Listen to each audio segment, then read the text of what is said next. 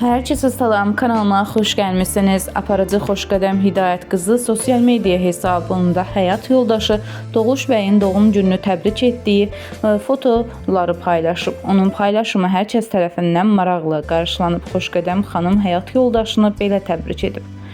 Doğum günün mübarək olsun əzizim. Bəzi sevgililər sözlərlə deyil, illərlə və birlikdə yaşanan hər anla ifadə olunur.